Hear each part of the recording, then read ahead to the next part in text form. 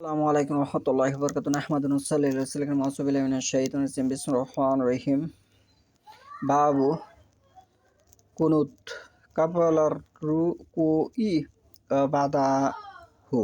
আজকের বক্তব্য ছিল রুকুর আগে ও পরে কুনুত পাঠ করার সম্পর্কে। ভারতবর্ষের অসংখ্য ইসলামী মুসলিম আছে যারা কুনুত সম্পর্কে তাদের কোনো জ্ঞান নেই। কুনুত সম্পর্কে তাদের কি কোনো জ্ঞান নেই। আন আনাস ইবনু মালিক কানাহাতান নবী সাল্লাল্লাহু আলাইহি ওয়াসাল্লাম ফি সুবহি কালা নাআম ফাকিলা লাহু ওয়া কানা আতা কাবলা রুকুই কালা বা'দা রুকুই ইয়াসিরা।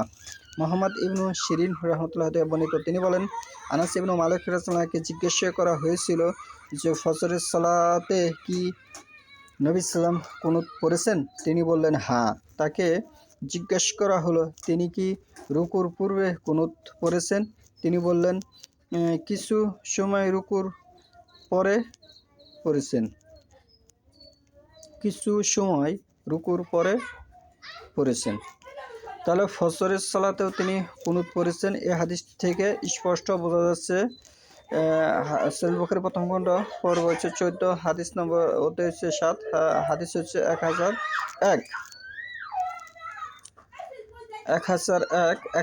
নম্বর হাদিসে আসিম রহমতুল্লাহ বর্ণিত, তিনি বলেন, আমি আনাস ইবনে মালিক রাদিয়াল্লাহু কুনুত সম্পর্কে জিজ্ঞেস করলাম। তিনি বললেন কুনুত অবশ্যই পড়া হতো। আমি জিজ্ঞেস করলাম রুকুর পূর্বে না পরে? তিনি বললেন রুকুর পূর্বে। আসিম রাদিয়াল্লাহু বলেন, অমুক ব্যক্তি আমাকে আপনার বরাত দিয়ে বলেছেন যে আপনি বলেছেন রুকুর পরে। তখন আনাস রাদিয়াল্লাহু বললেন, সে ভুল বলেছে। আল্লাহ রাসূল সাল্লাল্লাহু আলাইহি ওয়াসাল্লাম রুকুর পরে 1 মাস ব্যাপী কুনুত পাঠ করেছেন। আমার জানা মতে তিনি 70 জন সাহাবীর একটি দল, যাদের কুররা অভিজ্ঞ কারিগণ বলা হতো, মুশরিকদের কোনো এক কওমের উদ্দেশ্যে পাঠান। এরা সেই কওম নয় যাদের বিরুদ্ধে আল্লাহ রাসূল সাল্লাল্লাহু আলাইহি ওয়াসাল্লাম বদদোয়া করেছিলেন, বরং যাদের সাথে তার চুক্তি ছিল এবং তারা চুক্তি ভঙ্গ করে কারিগণকে হত্যা করেছিল। তিনি 1 মাস ব্যাপী কুনুতে সে সব কাফেরদের জন্য অভিশাপ করেছিলেন। 1 মাস ব্যাপী সে কাফেরদের জন্য অভিশাপ করেছিলেন। এই হাদিস থেকে স্পষ্ট বোঝা যায়। সহিহ বুখারী প্রথম খণ্ড হাদিস নম্বর হচ্ছে 1003। আন আনাস ইবনু মালিক কালা কুনুত নবী সাল্লাল্লাহু আলাইহি ওয়াসাল্লাম শাহরান ইয়াদউ আলা রিলিন ওয়া চাকওয়ান। আনাস ইবনু মালিক রাদিয়াল্লাহু হতে বর্ণিত, তিনি বলেন 1 মাস ব্যাপী নবী সাল্লাম রিল ও জাকওয়ান গোত্রের বিরুদ্ধে কুনুতে দোয়া পাঠ করেছিলেন। হাদিস নম্বর সহিহ বুখারী প্রথম খণ্ড 1004। আনাস ইবনু মালিক কালা কানা কুনুত ফিল মাগরিব আল ফজর।